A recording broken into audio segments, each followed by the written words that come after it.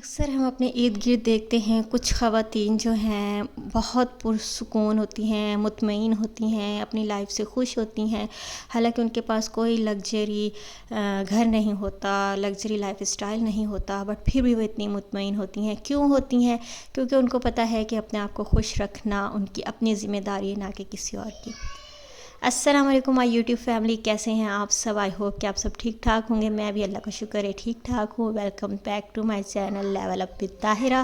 تو جناب آج ہم ڈسکس کریں گے اس ٹاپک کو کہ خواتین جو ہے نا کیسے خوش رکھ سکتی ہیں اپنے آپ کو۔ یہاں میں آپ کو 5 آپ کی ہیبٹس بتاؤں گی جس کو اگر آپ اپنی لائف میں ایڈ کر لیتی ہیں تو آپ بھی انشاءاللہ ہمیشہ ہر سچویشن میں بہت مطمئن اور شکر گزار اور بہت اچھی لائف گزاریں گے انشاءاللہ، ٹینشن فری، ڈپریشن فری، ہر ایک چیز کا علاج جو ہے نا آپ کو اس ویڈیو میں ملے گا انشاءاللہ تعالی۔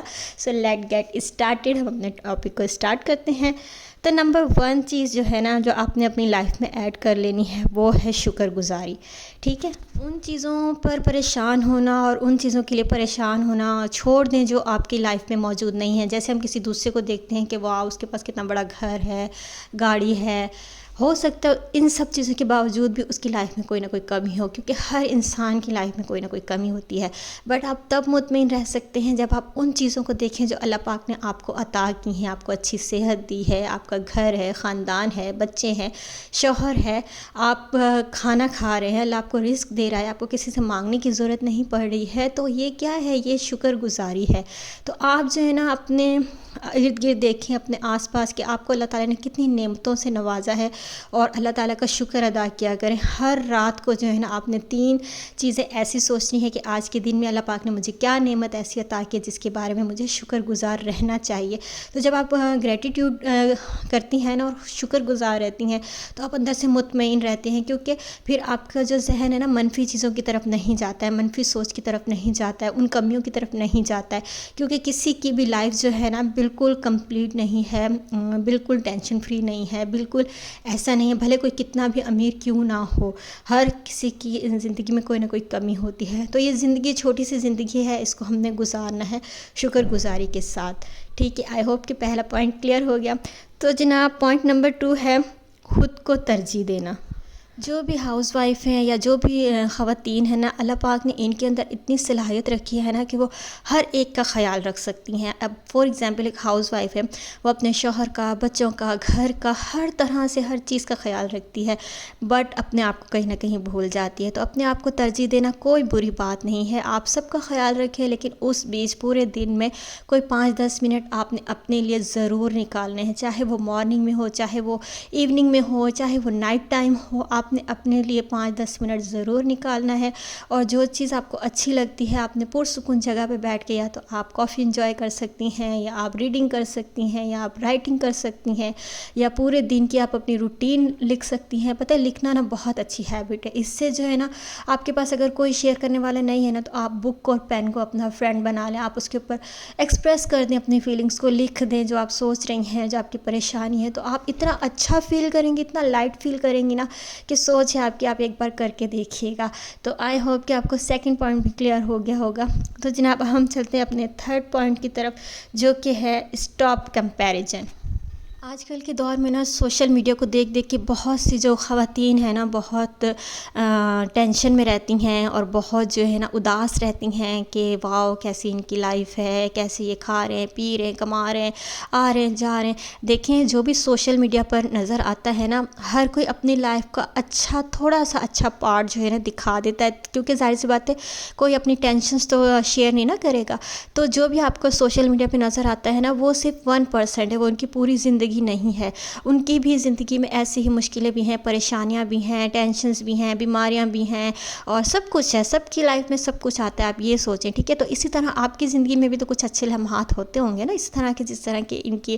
اور باقی یہ ہے کہ کسی کے ساتھ کبھی کمپیریزن نہ کریں۔